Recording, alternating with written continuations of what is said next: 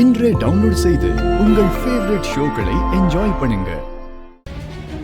என்ன இது? வீட்டுக்கு தானே கூட்டு போறேன்னு சொன்னீங்க, இங்க எதுக்கு கூட்டு வந்திருக்கீங்க? என்னமா தங்கச்சி, இது நம்ம வீடுமா? உள்ள வாங்க. வீட்ல நான் மட்டும் தனியா இருக்கிறது எவ்வளவு கஷ்டம் தெரியுமா?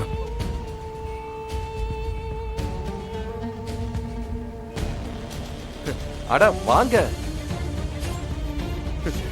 நான் என்ன பண்ண போறேன் உங்களை? மச்சான், நான் உன்னை காயப்படுத்தினா அது உன் தங்கச்சிக்கு பிடிக்காதுன்னு எனக்கு நல்லா தெரியும். நான் ஒன்னும் பண்ண மாட்டேன்.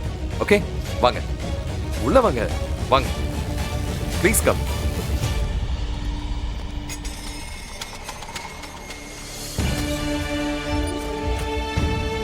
வாங்க உட்காருங்க.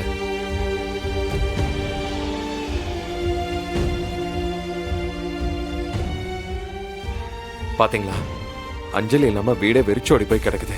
உட்காருங்க. இருங்க, உங்களுக்கு குடிக்க ஜூஸ் எடுத்துட்டு வரேன். ஜூஸ்? என்னங்க என்னங்க, எதுக்கு இங்க கூட்டு வந்திருக்காரு? எதுக்கு இப்படி நடந்துக்கிறாரு? எனக்கு பயமா இருக்குங்க.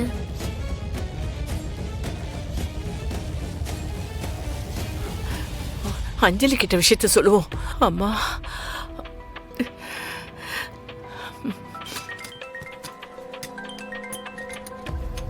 அம்மா, அஞ்சலி, உன் அண்ணனையும் அண்ணியையும் காணும்டி. என்னம்மா சொல்ற? காலையில கோயிலுக்கு போறேன்னு போனாங்க, இன்னும் 2 பேரையும் காணுமா? எனக்கு என்னமோ பயமா இருக்கு. அம்மா, நீ கால் பண்ணி பாத்தியா? அன்னிக்கிட்ட தான் மொபைல் இருக்குல்ல. ஐயோ, நான் எத்தனையோ தடவை பண்ணி பார்த்துட்டேன். போன் ஸ்விட்ச் ஆஃப்னு வருது. அவங்க எங்க இருக்காங்கன்னே தெரியல. சரி சரி, நீ டென்ஷன் ஆகாத. பக்கத்துல தான் எங்கயாவது போயிருப்பாங்க, நம்ம விசாரிக்கலாமா? நான் அந்த பக்கத்துல இருந்த குமார் கிட்ட விசாரிச்சேமா. அவன் காலையில கோயில்ல பார்த்தேன்னு சொல்றாமா. சரிம்மா, நீ வை, நான் வரேன். அஞ்சலி, என்னம்மா, என்னாச்சு? இல்ல, அண்ணனும் அண்ணியும் கோயிலுக்கு போனாங்களாம்.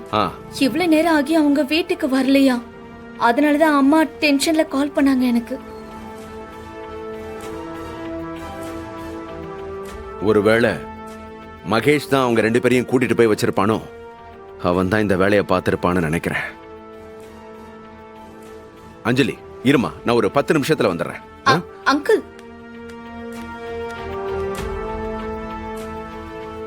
ரெண்டு பேரும் எங்க போயிருப்பாங்க? இந்த மகேஷ் வேலையா இருக்குமோ? சத்யா, நீங்க இருந்து பாத்துக்கோ, நான் வெளியே போய் விசாரிச்சுட்டு வரேன்.